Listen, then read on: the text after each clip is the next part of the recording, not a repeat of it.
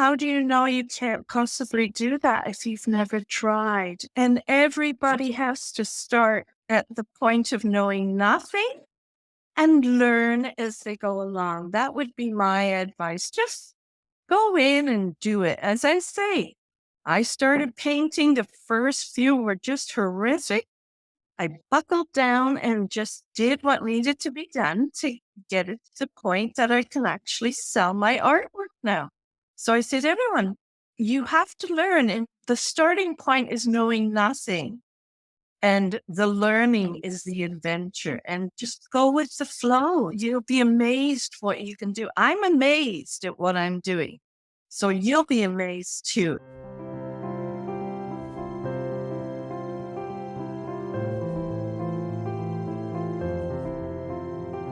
Welcome back to the Real Retirement Show. My name is Yasmin, here with my co-host Kathleen.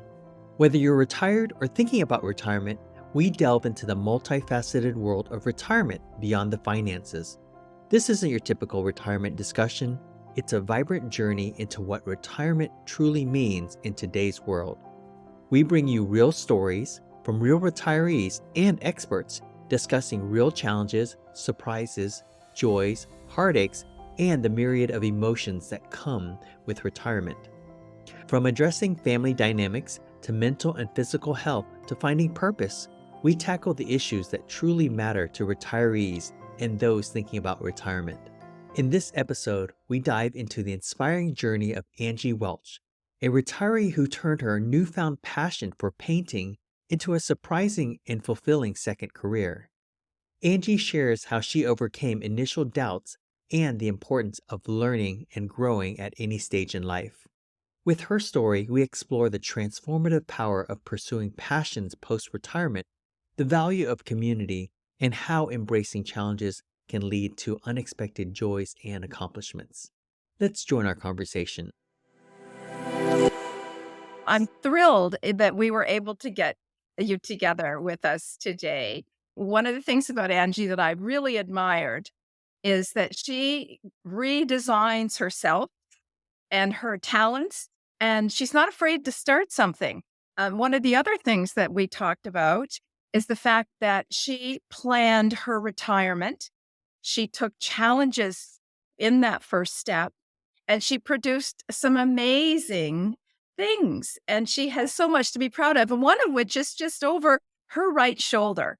And she's become an amazing artist, an award-winning artist, I might add. Welcome, Angie, and thank you for being with us today. Thank you, Kathleen. Good to meet you too, Yasmin. Thank you. Good to meet you. As you recall, Angie, the whole project we have is about bringing joy into our retirement. And so many people stumble over limiting beliefs in that, oh, I'm too old to learn that. I can't do that physical thing that I thought everyone's telling me I should do.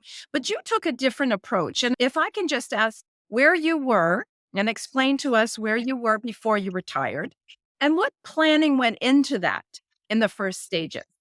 I would say probably 5 years before the actual retirement date.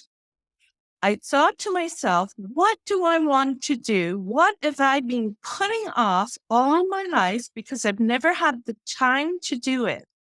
And one of the things for me was art, creating things. So I started out making jewelry. COVID hit. I had enough jewelry made. I had some acrylic paints, and I started to teach myself to paint. I didn't do any workshops. I stayed away from Pinterest, took photographs, and just started to paint and made a new little career for myself that I'm having a ton of fun with. And 5 years before I retired, because I knew I wanted to go in that direction, I had bought all of my supplies. I bought them a bit at a time, stocked up my craft room.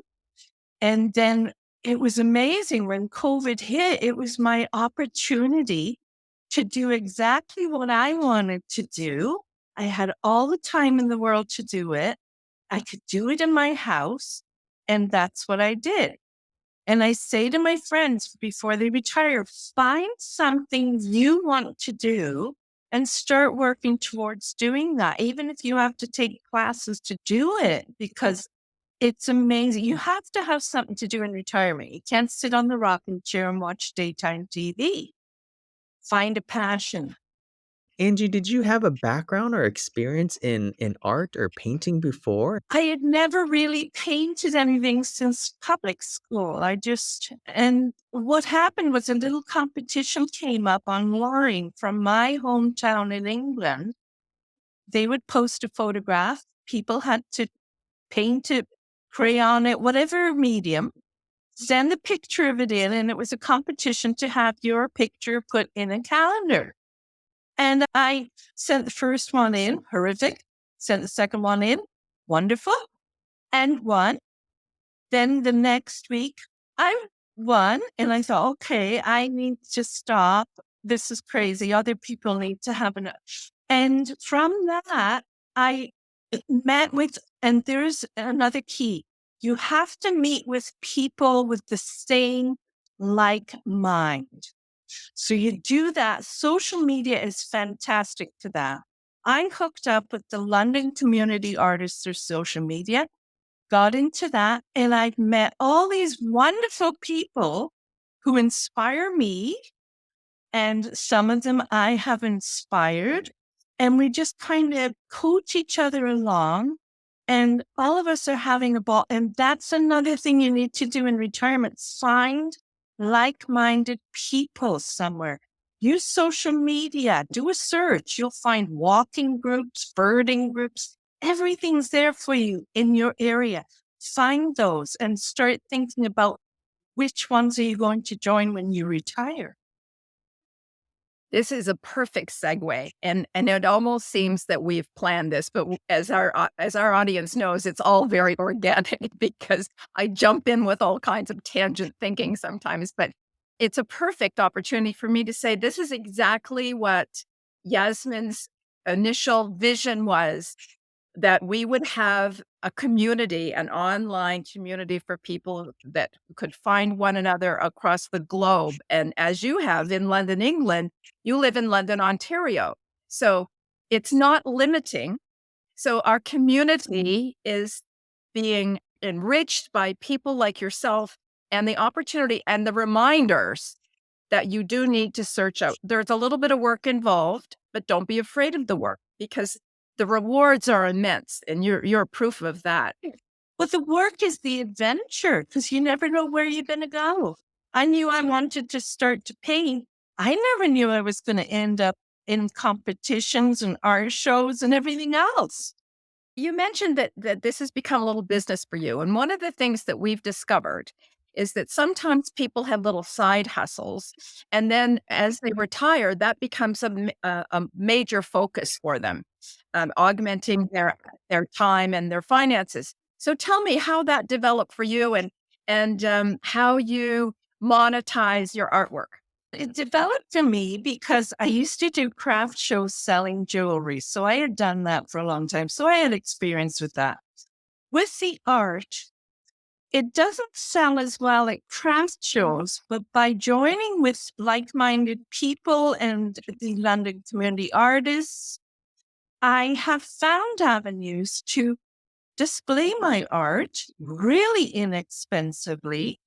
And in fact, we have a shopping mall where a whole hallway is display cases, and artists display their art there so the public gets to see it. And it's such a great community that there's a waiting list of about 80 people waiting to come into it. We just don't have the space for everyone for meetings and art shows. It developed from that, and through that community, I've learned how to display my art, how to promote my art, how to sell my art. So that's why it's important to stay connected to people who do the same thing you do. If you want to make a little bit of money, they'll teach you the way. Just watch what they do. The ones that do the best are the ones you should be watching. Why are they doing the best? What are they doing that you need to do? And that's how I learn. Angie, when you first started this, did you have any self-doubt, any apprehension, any fear, things that came up that might have been a stumbling block for you to really step into this direction? Yes, I did. And that was one of the reasons I joined the competition in that calendar in England, is because it made me be accountable for what I was doing. As I say, the first painting was horrific. The next one, I worked and said, what was horrific about the first one? Do different on the second one and correct that. And yeah, you do have self doubt. That's just part of who we are. But what would happen if it didn't go right? I mean, what's the worst thing that could happen is the way I looked at it. I'm still painting, doing what I want to do. If I don't sell them, what the heck? If I do sell them, great. That gives me more confidence to do more. And that's what I feed off. You're not the first person to actually use that word accountability, because oftentimes, if you have someone who's kind of counting on you to succeed in whatever endeavor you want, it gives you that motivation to push through whatever challenge you had. I'm going to ask you a little bit here. Now, where do you see this going in the next year or two? What are your goals?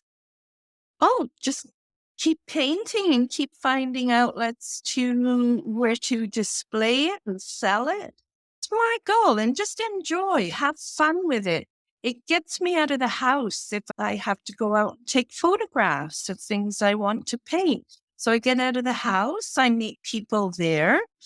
I've gone with other artists and done plein air where we sit outside and paint the scene in front of us. So it's opened up a whole new world. And another important thing I find in retirement is you have to get out of the house every day. Get dressed, comb your hair, go and get out of the house, even if it's to a coffee shop. I'm chatty, so I don't have a problem striking up conversation with strangers. And I understand some people don't feel comfortable doing that. Smile, just smile. And it just, you get a smile back, and that sets the tone for your day. There's many people who do have apprehension about meeting people, and self-confidence is usually behind that. And what you've just explained to us is a way that even if you didn't have an outgoing personality, that it would give you additional self-confidence to get out there and meet new people, enjoy new activities. Exactly. When you retire, it doesn't mean you retire from life itself. To me, it meant I'm going to reinvent myself and do what I want to do when I want to do it. I've got all these extra hours, Monday to Friday, to do what I want to do on my schedule. I can't grumble if my calendar gets busy because I've done that myself. I put things on there. And that's the way I look at it. Reinvent yourself. What have you always wanted to do? What have you always wanted to learn? Learn through retirement. Keeps the brain active. It's amazing how if you just sit and watch TV for an hour or two, your brain just goes to mush. I find go out and learn something. You bring up a good point. I was reading a piece this morning before our interview, and it spoke to the point of scheduling your day, most especially after you retire. And I think that an empty calendar is somewhat, for me and for many other people, would be depressing or could add to depression. And so, what you're explaining is that you fill that day with lots of activities. Do you actually schedule it by the time frames, or is it just a list of that day? Basically, what I do is I find by Friday, like my next week could be empty. But by Friday, I've been talking with friends. Some others are retired too. And we kind of, I put an activity every day, one activity every day for the following week. Because it's one activity, I can keep the timeline pretty organic. So it's whatever time it takes to do that.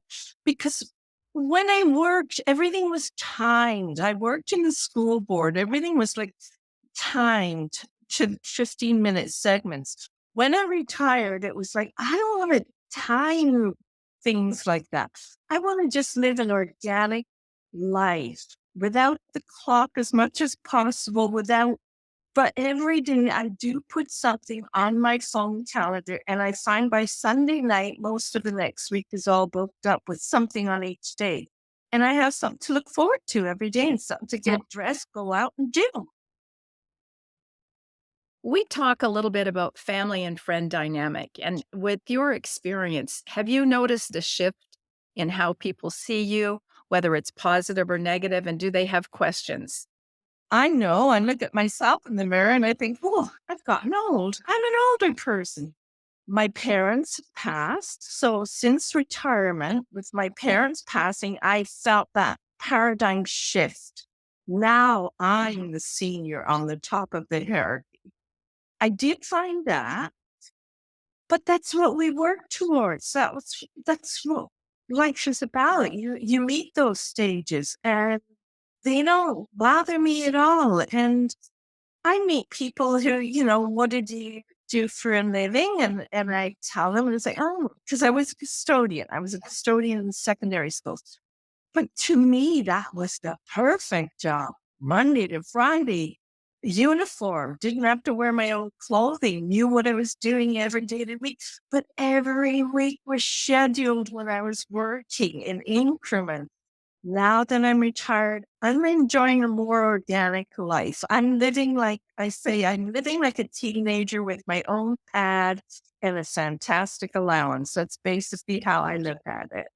You must have had a lot of conversation with your husband, though. And I think if you can share during the conversations you had with your husband, were you able to reveal commonalities towards retirement, or were there some differences in expectation? Oh, my husband works for himself. So he continues to work. He works from home, remote, which is great because he sets his own schedule and we can go off and do something if he's busy or he hasn't got a contract on the go right this minute. We can go away and do everything. He will have to continue to work because he's never had a pension plan. My working for the school board, fortunately, came with a pension plan. So because of that, it made it much easier for me to say I'm retiring at 55 and do it. I didn't have to struggle to save money to do that. I left my job with enough money coming in each month that it covers, and my selling of my paintings covers all my crafts. So there was never any tension there. He knew that right from the get go, 55 and out. So he was ready for that, and he's kind of enjoying it because then he gets hot meals at lunchtime and things like that. So there are benefits both ways, and it's worked out quite well for us. Fortunate enough to have a pension. I am so grateful for that. Fortunate enough to get out at the right time, it seemed. I am so grateful for that. Everything has just sort of fallen into place. I'm not a meticulous planner. I'm more of an organic person now. Angie, I love that things have fallen into place. Have there been other things that are unexpected that might not have fallen into place that you're having to navigate?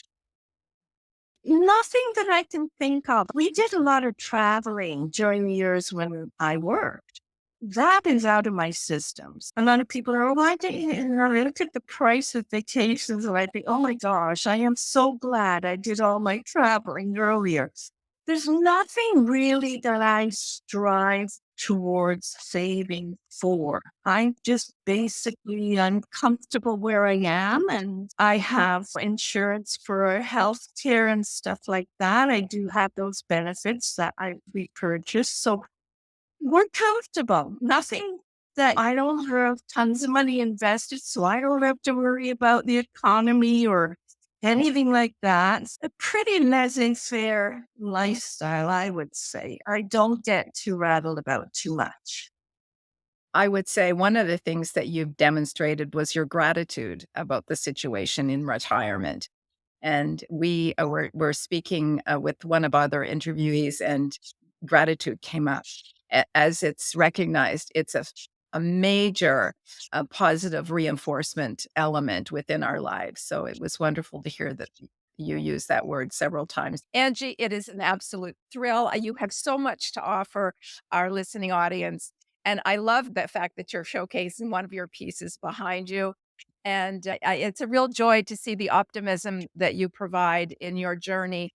And actually, you see no problem with this journey. You are organically focused. What comes your way with gratitude, you accept. So thank you again. And we accept that you've provided so much today. It's really been so inspiring to listen to where you've gone with your retirement journey so far, and the focus and the passion and the excitement and possibilities. One of the challenges that some people face during this journey is just giving themselves permission to pursue the things that they've always wanted to do. And I'm curious if you have any advice for someone that might be considering exploring, let's say, photography or whatever that idea or passion is that they might have had earlier in their lives, that they're like, I don't know, I can't possibly do that. Or what would people think if I did that? How would you advise them to go ahead and just do it? I would say, how do you know you can't possibly do that if you've never tried? And everybody has to start at the point of knowing nothing and learn as they go along. That would be my advice. Just go in and do it. As I say, I started painting. The first few were just horrific.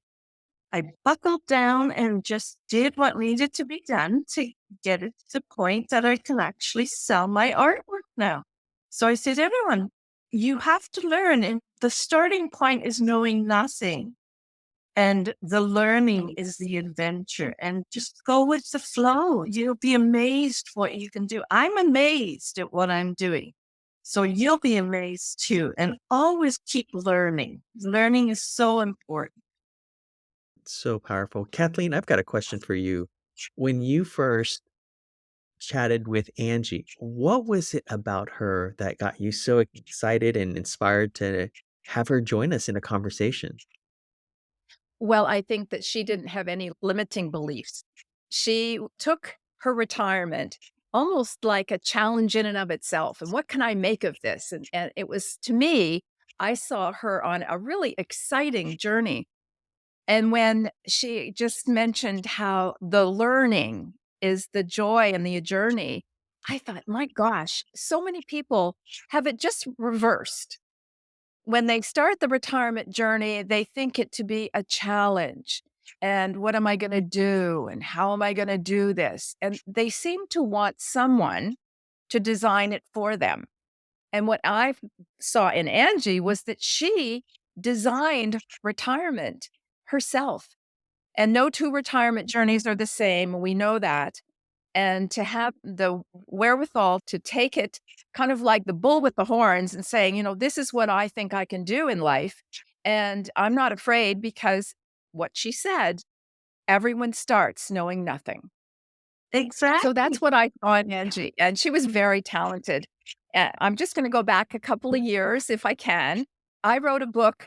I co-authored a book, and I had a prize thing on Facebook once and said that if you wrote in and told me what you liked about a book club, that I would actually join your book club for the night. And Angie's group, through Angie's impetus, she won. And I visited their book club, and we had a wonderful opportunity to share stories and hopes for the future. And then Angie and I continued to reconnect through that. I'm thinking that was 10 years, Mhm. maybe. Oh, I've been retired 12 years, Kathleen. Well, I saw her journey. And when I noticed the evolution that she had created, I thought this is a story that people need to hear because too often they get stuck. They don't know how to get out. And the self confidence that she shows in everything she does, she gifted me some beautiful jewelry once. And I'll never forget that because it was so unexpected. And I really believe that's what people need to hear. As we promised, Mhm. these podcasts, not only do we have experts, but we have real people who Yeah. are enjoying real retirement. And so that's why I thought Angie would be our girl. Thank you. It was great meeting you too, because I watched you shift through the years. You've now moved, you're now into this amazing podcast, which will be amazing for those retiring and wondering, what am I going to do now? Basically, reinvent yourself. Who do you want to be? That's such a powerful message. I'm just so grateful that we get a chance to spend some time together. And you're certainly very inspiring, Angie. And I know that our audience is going to be inspired by what's possible based on what you've done. Thank you. Thank you. It's been a treat. It's our pleasure. And Yasmin, I know that you're going to mention that if anyone wants to see more of this, we encourage them to subscribe. There's a button that everybody knows what that button's about.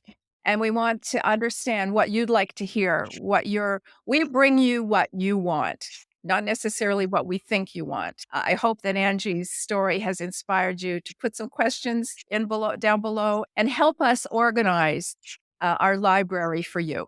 Angie, how can someone find out more about you and your work and maybe even have the gift of one of your creative works in their homes? I do have a Facebook page, Little Art by Angie. And the profile picture is a painting I did of a cat sleeping on an orange straw. So look for the cat on the orange straw. Little Art by Angie.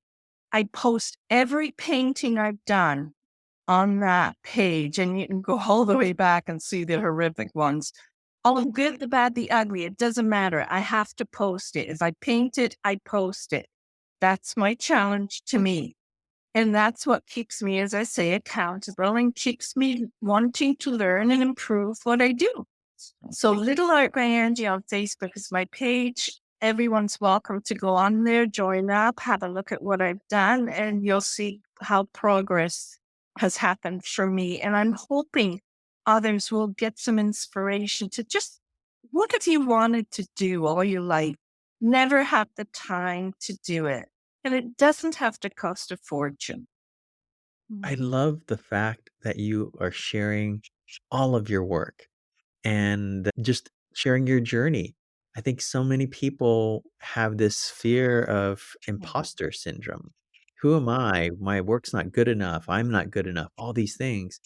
And your practice of just showing where you've been and where you are now is really an inspiration. The vulnerability that Angie shows in doing that is a testament to her confidence. Because as you say, Yasmin, those limiting beliefs that they can't do something, so they don't take the first step. I think it's because a lot of people are really afraid of being vulnerable and opening themselves to criticism. And quite frankly, if we don't do something and get that feedback and think of it that way rather than criticism, I think it's a very shallow life that they're going to be existing in. Exactly, because nobody's perfect at anything. Nobody, even someone who would criticize you, I dare them to do the same thing and do better. That's the way I look at it in my mind. Just you do better. And that's wonderful if you do. And I'll support you if you do and everything else. But no one is perfect. So if we make a mistake, what the heck? What's the worst that's going to happen? What an attitude. Exactly. Yeah. Angie, thank you so much for joining us today. It's a true gift to be here and to learn and be inspired by you and in your journey. Thank you. And I'm loving this podcast sessions that you are doing. They are so wonderful, very important. And I hope they inspire a lot of people to enjoy a long, healthy, happy, and funny retirement. Thank you, Angie. Thank you. Bye-bye. Bye. Thank you for taking the time to join us today. If you enjoyed this episode or found it valuable, please subscribe, follow, and leave a comment or review on your favorite platform. If you have friends, clients, or loved ones who are retired or thinking about retirement, we invite you to share this show with them. Check out the show notes with links to resources mentioned in this episode at realretirementshow.com. Remember, retirement is a joyful journey we get to experience together. Join us next week for another Real Retirement Conversation.